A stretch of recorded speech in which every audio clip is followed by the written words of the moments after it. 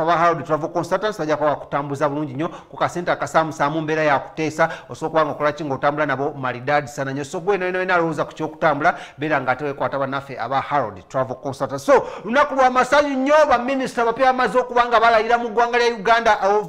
over I think noza 6 to 8 ministers have sworn in today. Wali mu State House entebe era nga nkulabidde bulijjo bucyangalwanga bamindi mwekweka leero nina benkuleetedde bentegedde right now ngenza okujja kumpewo ng'akabaga akayozayoza mukulu Balamu Byalugahara honorable state minister Balamu Byalugahara ow'ensonga z'ekikula ky'abantu abavubuka n'abaana nga kali wali ku Speak Apartments era message ali era enkya tugenda kuba tukuleetera full details ebigenda mu maaso ku kabaga kano mbaddewo nnyawo Kamiliyoni Mulesa atuuse Zex Birangirangi mulabyewawo bapromota bonna mu ggwanga lya Uganda mpozi olinga wa mutima mubi mbadde ludde okulaba ku musajja wange Luba Events asangibwawo ku luguudo road akwabeerawo ku Gayaza Road mulabyeko olunaku olwaleero yasindike mulabyewo Jajja Lwagadi Haji Keti ate bakabaka kabaddewo mu ngeri ya surprise ate musaba z'okusibuka Haji Keti salamu aleikum naye nkulabyewo nnyawo ndabyewo abantu bangi nnyo ab'ekibitiibwa ab'enjawulo so n'abayimbi bakyajja Bebe Kulu Mulesa ali mu parking naye atuuse so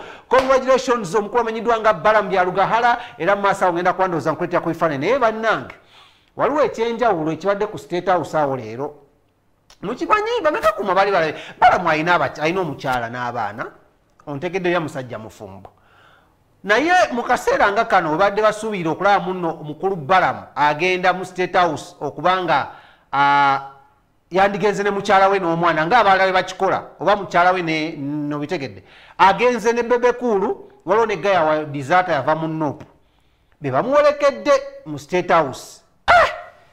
eŋŋamba lwaki Balamu atukweka mukyala we n'omwana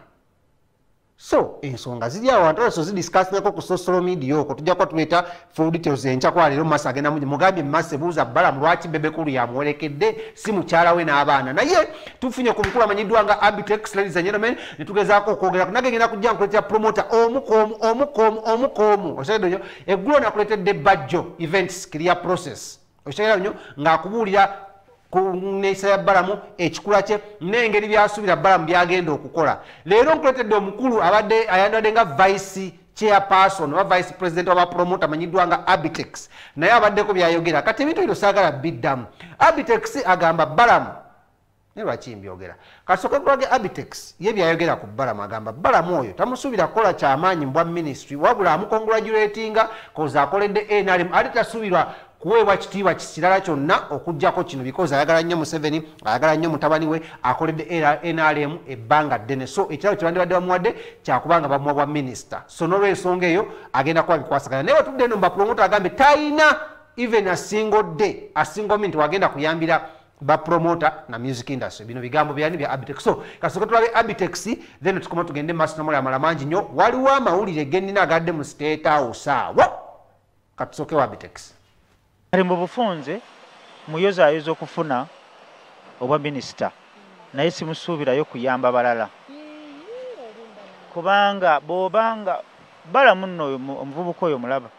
Mukama yamuteekako ekisa ali bulungi ate mugagga ate atambula n'abantu abayinamu njagala ombuulire olunaku lwe walaba ku Balamu ng'ayamba Balamu tayamba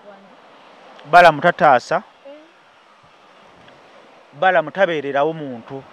okuggyako nga waliwo kamera eziri awo ng'agenda kukikola ku lwa NRM kuba NRM yajagala ate agibeereddewo tetulina kye tusuubira mu Balamu nze siina kibi kinali mmukoledde sinali mmukoze naye y'omu ku baali emabega b'okunzijamu obwesige naye nga ssente z'abapromota zonna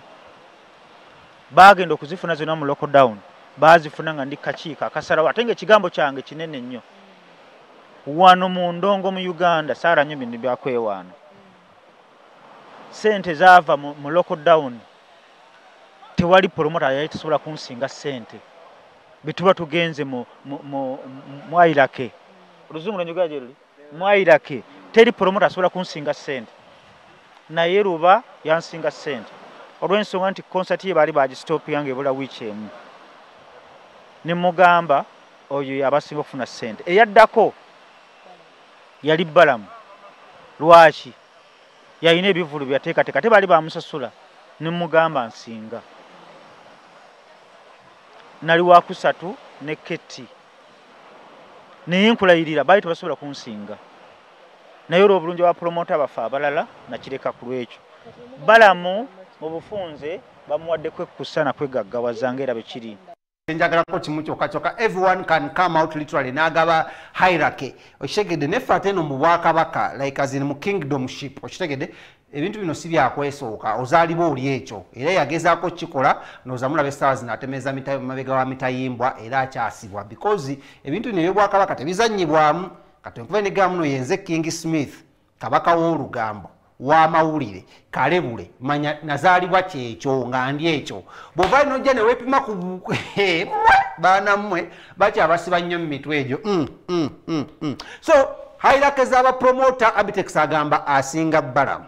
asinga balunywa asinga buli promota ina naye wali lwakuba muno waliwo terminocracy 122 sente zikyatabula nnyo abantu okitegedde bunyo era nesigenda kugenda ku biliyoni z'ettaano ezo ezayambuse Kasozi wali emutundwe okitegedde ew'omukulu amanyiddwa nga Kenzo president wa Federation sente ezo nazo zikyayombya abantu